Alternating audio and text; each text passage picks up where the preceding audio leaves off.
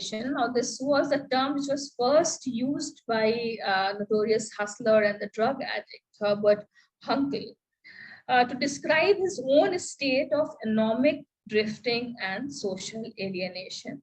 Later on, Kerouac used this term to describe a sense of being beaten, a sense of being beatific, and beat of music. So, beat generation shows a kind of, again, like angry young men. They were also disillusioned, and they were showing their disillusionment in various ways. They were showing it by complete rejection of whatever was called establishment. This is a very provocative post which is there of Allen Ginsberg from his poem, that I saw the best minds of my generation destroyed by madness, a striving, hysterical, naked.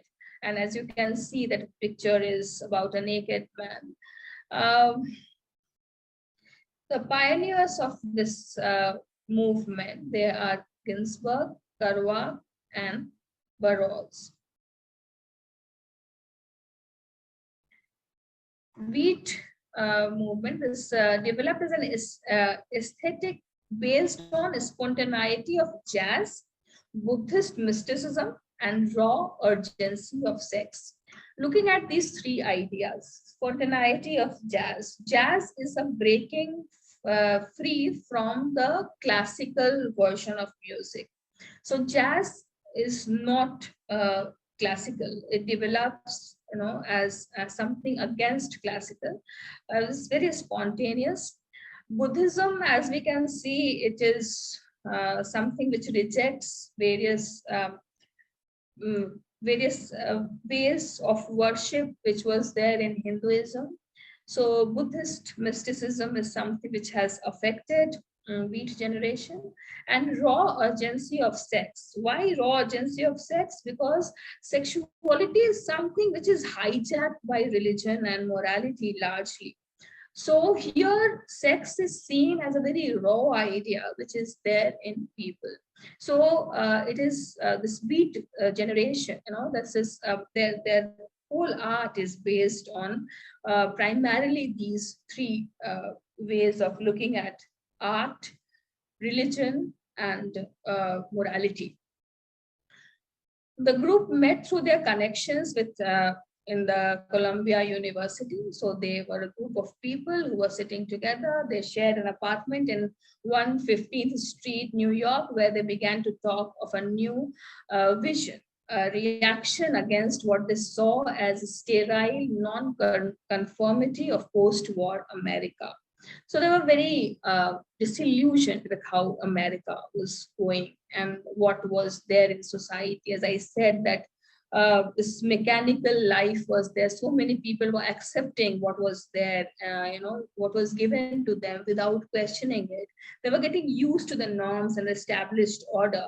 And they thought that it is very essential to have this non-conformity to the post-war America, which was getting drifted towards this mechanical way of living, and which was very much their American dream. When this philosophy began to appear as Beat literature, it met with censorship and outrage. Obviously, the people who would talk directly to the audience about failures of America, about urgency of sex, about disillusionment, they were censored, and they were against censorship also. So this Howl, which is a poem by Allen Ginsberg, was subject to obscenity in the trial in 1956.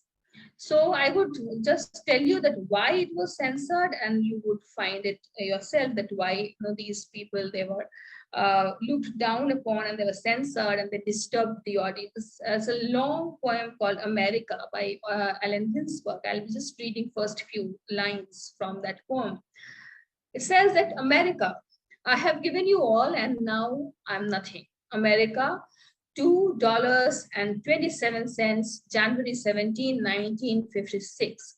I can't stand my own mind. America, when will you end the human war?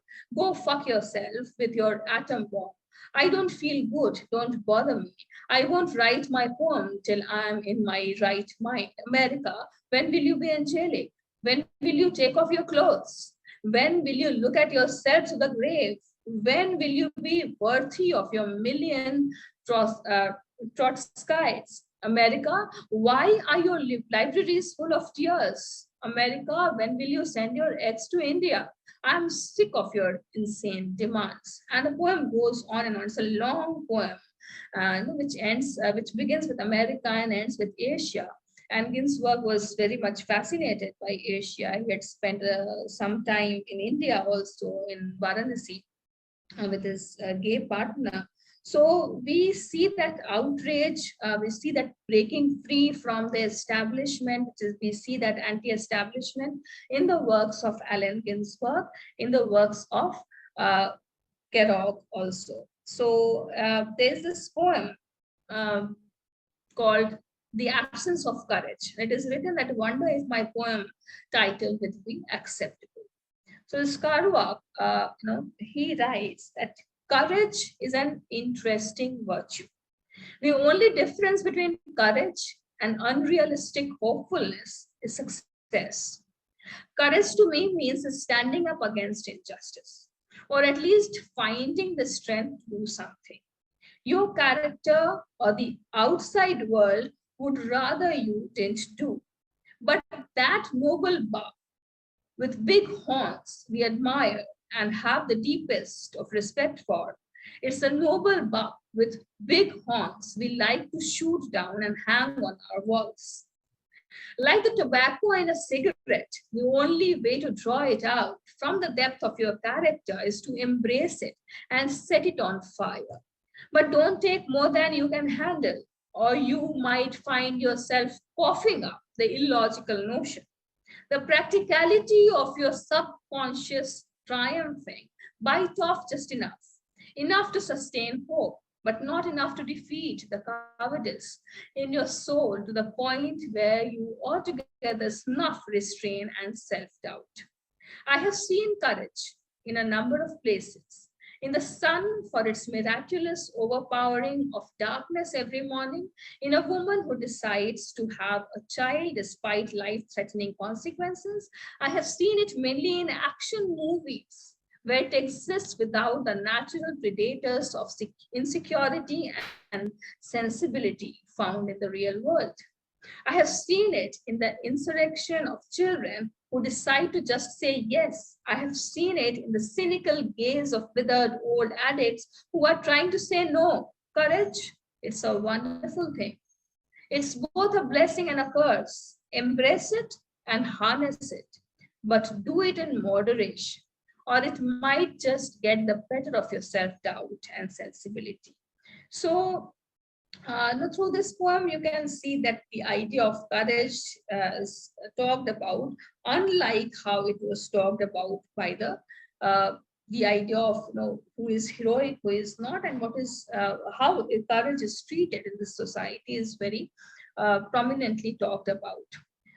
Now, Burroughs' poems are very different, and he writes his poems in different ways. And I just managed to get this screenshot for you all that dead whistle stop ready end. You can see that different phrases are written as a sequence, in a sequence. Okay, up to this companion failing over there in any out from the dawn, skin staring, stirring, and belief. He strode towards a long drink and looked into the actors, ourselves become muzzle of Spain, and 42 Saint old banner illustrating, so on and on. You can see that the entire genre of writing poetry, the rhythm, the rhyme, everything is questioned and it's in a new pattern. Okay, rhythm is created through jazz music. It is created through different ways of using at times nonsensical words also. And the entire like legacy of poetry and its structure that is debated and challenged in writing poems like this. So basically the traits, if you look at of beat generation, we can say that beat generation is counterculture, it is anti-authority. They are close to anarchism. They believed in spiritual liberation because we don't have time to read all the poems, but I would request all of you to read many poems of Beatgeneration, and you will find that how they are talking about different deities in very different ways, and very vocal about the liberties. About liberation of this like spiritual liberation that they are looking for. So it is very vivid description that you can find in the poems of Beat generation. uh, they believe in sexual revolution, so they believe in, as I said, that urgency of sex, very raw urgency of sex that is there. They believe in gay liberation, so they talk about all these issues. They believe very much in freedom of expression, so despite all the trials, they kept on writing their minds, and they were completely against censorship, and they were censored definitely.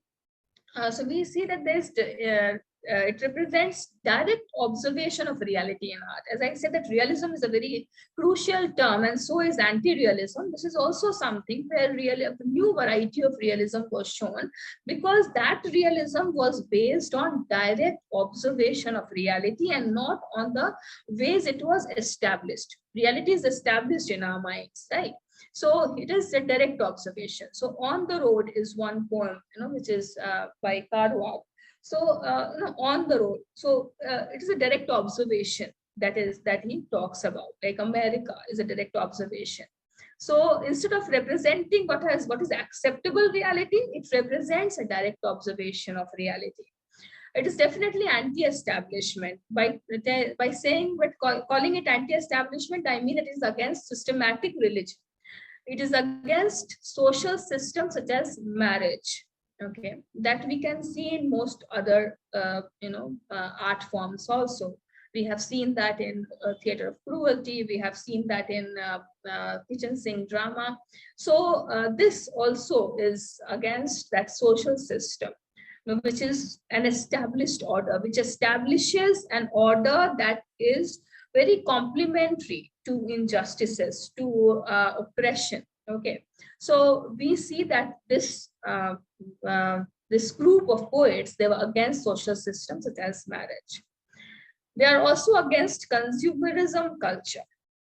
Because America was going into this zone of consumerism. They were consuming so much that there were several factory workers who were getting mechanized, who are still there. So there's this consumerism culture that we all have accepted, the capitalist culture.